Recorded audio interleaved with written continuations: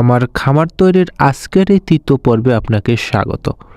তৃতীয় পর্বের এই ভিডিওটি কিভাবে সাজিয়েছি সেটি সুন্দরভাবে উপস্থাপন করার চেষ্টা করব ইনশাল্লাহ।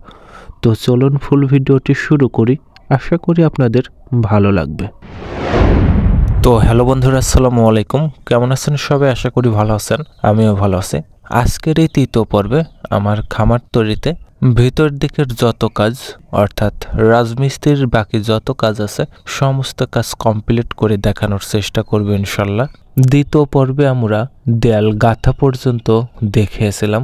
আজকে সেই দেয়াল প্লাস্টারের পর মেঝে লেভেলিং থেকে শুরু করেছে। তো একটি খামারের মেঝে লেভেলিং সবচাইতে গুরুত্বপূর্ণ এবং কেয়ারফুল একটা কাজ আমার মতে, কারণ এইটা শুধু লেভেলিং না, কোনো একদিকে নির্দিষ্ট পরিমাণ যেন ঢালু থাকে সেটা অবশ্যই নিশ্চিত করতে হবে।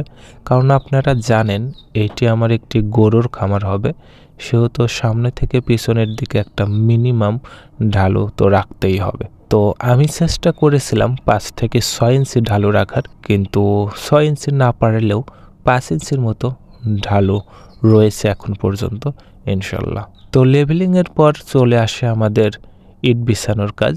যেহেতু আমি ফ্লোর ঢালাই করছি না, ইট বিছিয়ে দিচ্ছি। আর কেন ইট বিছিয়ে দিচ্ছি সেটা আমি ফুল ভিডিওতে বলেছিলাম, না দেখলে আই বাটনে ভিডিওটি দিয়ে রাখবো, আপনারা দেখে নিতে পারেন।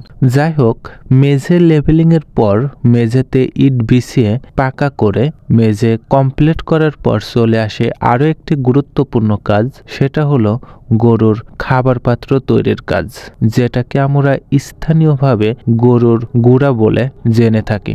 আমার এখানে পাশাপাশি 2টি খাবারের পাত্র তৈরি করা হচ্ছে, আর 2টি খাবারের পাত্রের মাঝ বরাবর চলাফেরার সুবিধার্থে কিছুটা জায়গা রাখা হয়েছে।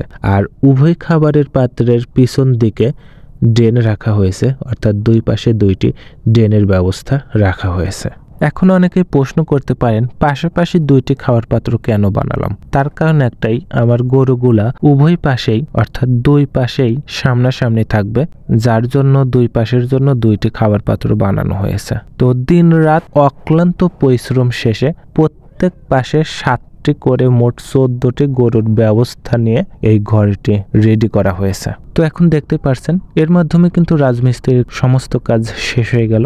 বাকি যে কাজটুক থাকলো সেটা কাঠমিস্ত্রির কাজ, সেটা কমপ্লিটের পর কেমন হবে তা দেখার জন্য কিন্তু অবশ্যই সাবস্ক্রাইব করে পাশে থাকতে হবে। আর যারা প্রথম ও দ্বিতীয় পর্বে দেখেননি তাদের জন্য লিঙ্ক অবশ্যই ডিসক্রিপশনে দিয়ে রাখবো ইনশাল্লাহ। তো ভিডিওটি এখানে শেষ করব। কোনো ভুলভ্রান্তি হলে অবশ্যই ক্ষমা সুন্দর দৃষ্টিতে দেখবেন। ভিডিওটি ভালো লাগলে লাইক, কমেন্ট, শেয়ার করবেন। আর নতুন হিসেবে আমাকে সাপোর্ট করতে সাবস্ক্রাইব অথবা ফলো দিয়ে পাশে থাকবেন। তো এখানেই শেষ করছি। খোদা হাফেজ।